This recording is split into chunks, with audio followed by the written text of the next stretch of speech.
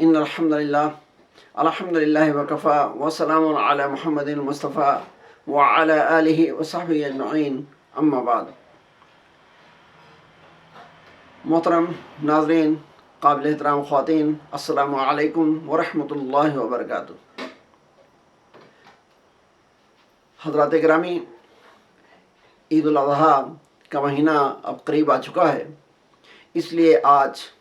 میرا ارادہ ہے کہ میں آپ کے سامنے قربانی کے تعلق سے چند باتیں آپ کے گوشِ گزار کروں اور رکھوں۔ تو آئیے ہم سب سے پہلے اللہ کا کلام اس سلسلے میں سنتے ہیں۔ اعوذ باللہ من الشیطان الرجیم، بسم اللہ الرحمن الرحیم۔ انا اعطیناک الکوثر فصل لربک ونحر ان شانئک هو الابتر۔ اللہ رب العالمین ارشاد فرماتا ہے پیارے نبی جناب محمد رسول اللہ صلی اللہ علیہ وسلم کو خطاب کر کے، انا اعطیناک الکوثر، کہ اے میرے نبی، میں نے آپ کو خیر کثیر سے نوازا ہے، حوض کوثر کو عطا کیا ہے۔ فصل لربک ونحر، تو آپ رب کی شکر گزاری میں نمازیں پڑھیں اور اسی کے لیے قربانی کریں۔ ان شانئک هو الابتر، یقیناً آپ کا دشمن ہی بے نام و نشان ہو جانے والا ہے۔ حضرات گرامی، اس سورہ مبارکہ کے اندر اللہ تبارک و تعالیٰ نے اپنے احسان عظیم کو ذکر کیا ہے جو اللہ کے نبی جناب محمد رسول اللہ صلی اللہ علیہ وسلم پر کیا، اور پھر اس احسان کے تقاضے کے تحت شکر گزاری کا حکم دیا، اور اس سلسلے میں خاص طور پر دو عبادتوں کا تذکرہ کیا، ایک نماز، ایک قربانی۔ چنانچہ فرمایا فصل لربک ونحر، کہ آپ اپنے رب ہی کے لیے نماز پڑھیں اور اپنے رب ہی کے لیے قربانی کریں۔ یہاں پر ہمارے اور آپ کے لیے غور طلب بات یہ ہے کہ اللہ تبارک و تعالیٰ نے نماز کے ساتھ قربانی کا ذکر کیا ہے۔ یہ دو عبادتیں ایسی ہیں جو گزشتہ امتوں میں بھی ہمیشہ کسی نہ کسی شکل میں موجود رہیں۔ آدم علیہ السلام سے لے کر کے نبی پاک جناب محمد رسول اللہ صلی اللہ علیہ وسلم تک برابر ان دو عبادتوں کا تذکرہ کتابوں کے اندر ملتا ہے۔ اسی طریقے سے اگر آپ غور کریں تو سورہ انعام آیت نمبر 162 کے اندر بھی اللہ تبارک و تعالیٰ نے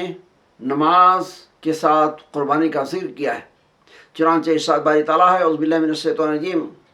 قل ان صلاتی و نسکی و محیای و مماتی للہ رب العالمین، کہ اے میرے پیغمبر آپ کہہ دیجئے کہ ان صلاتی و نسکی، کہ میری نماز،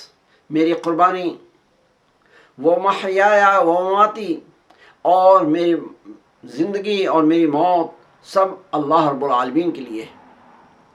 تو اس طریقے سے اگر ہم غور کریں تو قربانی کی عظمت و اہمیت معلوم ہوتی ہے۔ پھر قربانی کی عظمت ہی کا یہ بھی معاملہ ہے کہ اللہ کے نبی جناب محمد رسول اللہ صلی اللہ علیہ وسلم اپنی پوری مدنی زندگی کے اندر ہر سال جب تک بحیات رہے قربانی کرتے رہے، اور اپنی امت کو بھی، ہمیں اور آپ کو بھی اس قربانی کا تاکیدی حکم دیا ہے۔ اسی لیے علماء دین کی تحقیق کے مطابق یہ قربانی کرنا سنت موقدہ ہے۔ سنن ابن ماجہ کی روایت ہے، حضرت ابو ہریرہ رضی اللہ تعالیٰ عنہ راوی ہیں، وہ بیان کرتے ہیں کہ اللہ کے نبی جناب محمد رسول اللہ صلی اللہ علیہ وسلم نے ارشاد فرمایا، من کان لہ سعۃ ولم یضحی فلا یقربن مصلانا،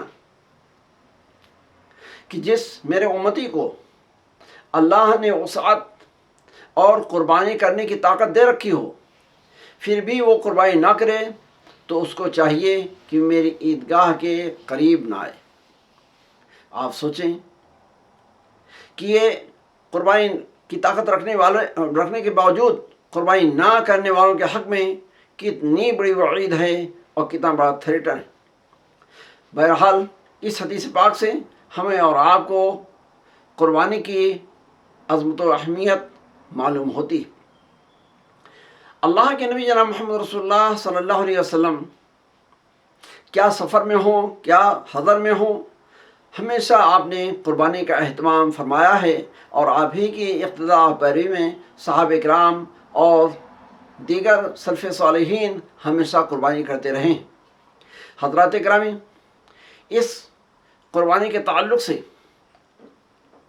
ہمیں ایک بات اور خاص طور پہ یاد رکھنا چاہیے کہ قربانی کا مطلب ہوتا ہے جانور ذبح کرنا، رب کی رضا کے لیے خون بہانا۔ آج بعض لوگ کچھ ایسی باتیں کرتے ہیں کہ قربانی کی جگہ پر جو قربانی کے جانور کی قیمت ہے وہ صدقہ کر دی جائے، غربا مساکین کو دے دیا جائے، تو یہ زیادہ بہتر ہے اور اجر و ثواب کے اعتبار سے اچھا ہے۔ لیکن اس سلسلے میں یہ ایک بہت بڑا مغالطہ ہے اور مس انڈر اسٹینڈنگ ہے،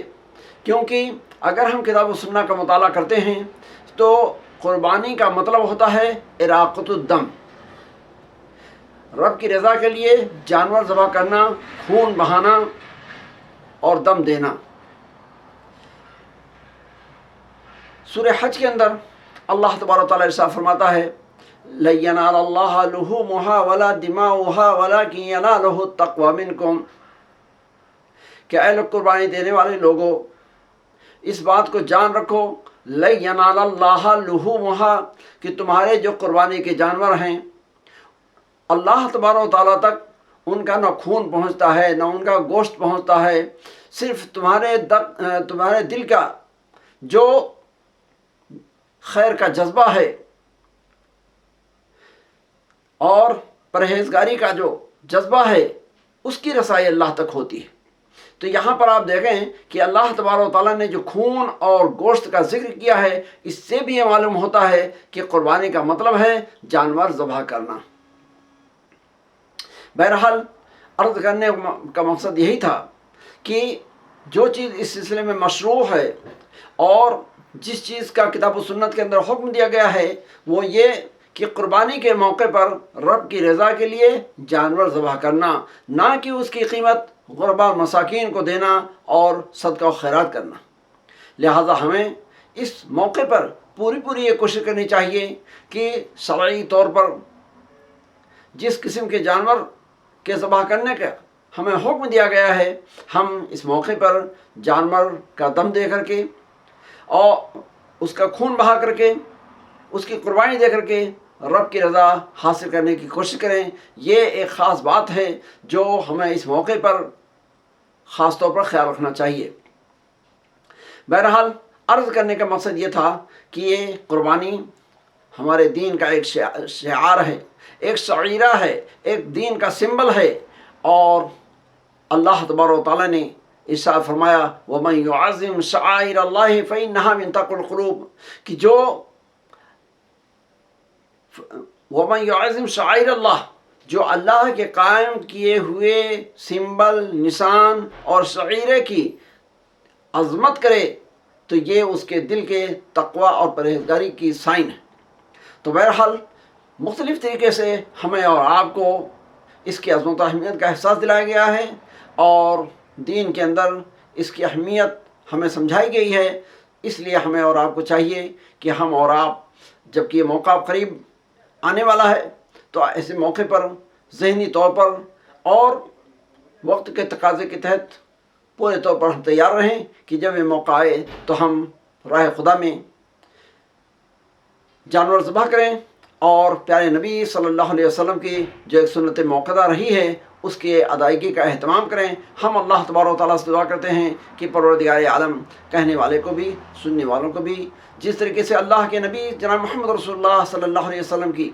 ساری سنت مبارکہ کو عمل میں لانے اور زندگی کے اندر اختیار کرنے کی ہمیں توفیق عطا فرمائے۔ اسی طرح سے اس عید الاضحیٰ کے موقع پر اللہ کے نبی صلی اللہ علیہ وسلم کی سنت کے مطابق ہمیں قربانی کرنے کی بھی توفیق عطا فرمائے، ہماری قربانیوں کو درجہ قبولیت عطا فرمائے اور دونوں جہان کی کامیابی اور کامرانی کا ذریعہ اور وسیلہ بنائے، آمین۔ وآخر دعوانا ان الحمد للہ رب العالمین، والسلام علیکم ورحمۃ اللہ وبرکاتہ۔